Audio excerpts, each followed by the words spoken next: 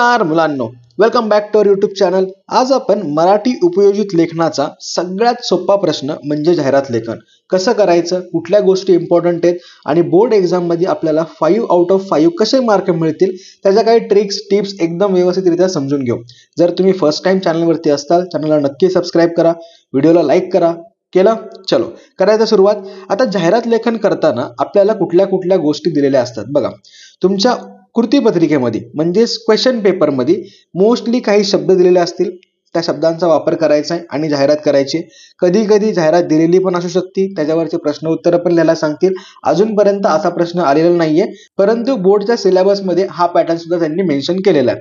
सोबत एक विषय दिलेला असेल, म्हणजे एक सिंपल एक लाईन दिली असेल, ती लाईन समजून घ्यायची आणि त्या लाईनच्या बेसिसवरती आपल्याला काय करायचं, जाहिरात करायची. किंवा काही काही वेगवेगळ्या गोष्टी मेन्शन केलेल्या असतील, त्यांचा वापर करायचा आहे आणि अधिकाधिक कशी जाहिरात बेटर करू शकतो त्याच्यावरती फोकस ठेवायचा आहे.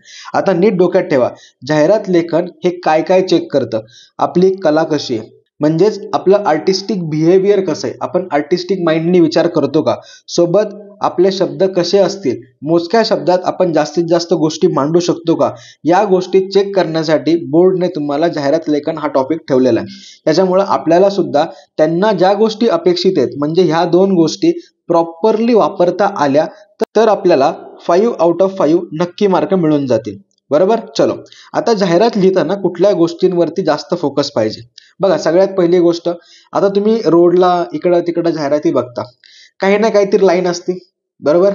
आता पहिले इस्तेमाल करो फिर विश्वास करो, आठवलं कशाची जाहिरात आहे? म्हणजे बघा, एक सिंपल सुभाषित होतं किंवा एक सिंपल स्लोगन होतं, त्याच्या बेसिसवरती आपण तो प्रोडक्ट ओळखतो. सेम वे मध्ये आपल्याला जाहिरात करताना सुद्धा अशा काही गोष्टी वापरायच्यात. जर काही कविता असतील, तुम्हाला आठवत असतील, गाण्यातल्या काही ओळी असतील, जर तुम्ही एखादं काव्य तयार करू शकत असाल तर ते अवश्य वापरा. आणि जास्त नाही, एखाद दुसरी लाईन जर लिहिली ना तरी खूप जास्त इम्प्रेशन पडून जातं. त्याच्यानंतर लक्ष वेधून घेणारे शब्द म्हणजे कुठले कुठले, खुश खबर, धमाकेदार सेल, एकावर एक फ्री, आधी या आधी मिळवा, त्याच्यानंतर 70% सूट, म्हणजे असे काही शब्द आहेत जे आपल्याला वापरायचे जेणेकरून ग्राहक आपल्याकडे आला पाहिजे. आता हे तुम्ही भरपूर ठिकाणी बघितलं असेल, एकावर एक free, by one get one free, 70% of, हे तुम्ही बघता ना. फ्लिपकार्ट, अमेझॉन, मिंत्रा यांच्यासारख्या ठिकाणी ते वापरतातच. मग सेम गोष्ट आपल्याला वापरायची. त्याच्यानंतर अलंकारिक शब्द वापरायचा प्रयत्न करायचा आहे. काव्यमय, जे वरती बोललो त्याच गोष्टी वापरायच्या. आणि नेहमी डोक्यात ठेवा, आपली जाहिरात ही कमीत कमी शब्दातच पाहिजे. उगाच लिहायचं म्हणून जास्त लिहित बसू नका. कमीत कमी शब्दामध्ये पण अट्रॅक्टिव्ह आणि खूप जास्त बोलणारी पाहिजे. चित्रांची जोड करता आली तर एकदम बेस्ट. युनिफॉर्म असेल तर युनिफॉर्मचे चित्र काढा, आईस्क्रीम असेल तर आईस्क्रीमचं चित्र काढा, एखादं डेअरी फार्मचं असेल तर एखाद्या तुम्ही दूध प्रोडक्टचं चित्र काढू शकता. म्हणजे अशा गोष्टी तुम्ही सहज करू शकता, पण त्याला जास्त वेळ घालवायचा नाहीये. जर काढता आलं तर काढा, नसेल काढता आलं तर अजिबात नका काढू. शब्दांनी आपण मार्क मिळवू शकतो. त्याच्यानंतर एंडिंगला आपल्याला पत्ता लिहायचा आहे, फोन नंबर लिहायचा आहे, म्हणजेच मोबाईल नंबर, ईमेल, या सगळ्या गोष्टींचा आपल्याला प्रॉपर उल्लेख करायचा आहे. या सगळ्या गोष्टी तुम्ही प्रॉपरली वापरल्या तर जाहिरात लेखनामध्ये आपल्याला आउट ऑफ मार्क मिळतील. चलो एक एक्झाम्पल घेऊया, म्हणजे तुम्हाला एक आयडिया येऊन जाईल. आता बघा, मार्च 2022 ला एक जाहिरात आली होती, योगासन वर्गाची आकर्षक जाहिरात करा. आता त्यांनी काय दिलं, एक सिंपल लाईन दिली, अजिबात नाव नाही दिलं, त्यांची कुठली कुठली वैशिष्ट्य आहेत काहीच नाही दिलं. आता आपण जाहिरात करताना सगळ्यात पहिलं जे मी तुम्हाला बोललो होतो तीच गोष्ट वापरली बघा. सुरुवातीला काय केलं, एक मस्त सुभाषित लिहिलं. काय लिहिलंय, व्यायाम लभते स्वास्थ्यम दीर्घायुष्यम बलम सुखम.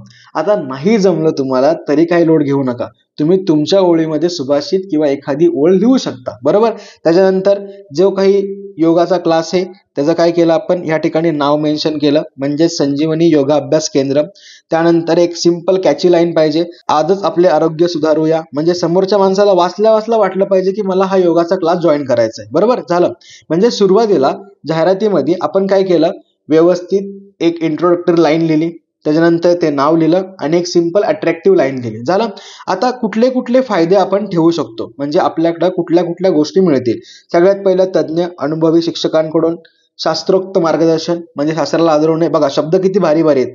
वातानुकूलित खोल्यांची सोय, म्हणजे एसी बिसी नाही लिहायचं, वातानुकूलित लिहायचं. त्याच्यानंतर आसन, प्राणायाम, ध्यान यांचे प्रशिक्षण, माफक शुल्क, स्त्री पुरुषांसाठी वेगवेगळ्या वर्गांची सोय, आरोग्यविषयक समस्यांसाठी खास वर्ग, ज्येष्ठ नागरिकांसाठी खास सवलत, नंतर कधीपासून सुरू होते ते सगळं मेन्शन केलं आणि शेवटी व्यवस्थित टायमिंग कुठला कुठला असणार आहे ते मेन्शन, पत्ता, ईमेल, दूरध्वनी क्रमांक, वेबसाईट. बघा अशा पद्धतीची जर तुम्ही जाहिरात एक्झाम मध्ये लिहिली तर का नाही तुम्हाला आउट ऑफ मार्क मिळणार? थांबा सगळं इरेज करतो म्हणजे तुम्हाला कळून येईल.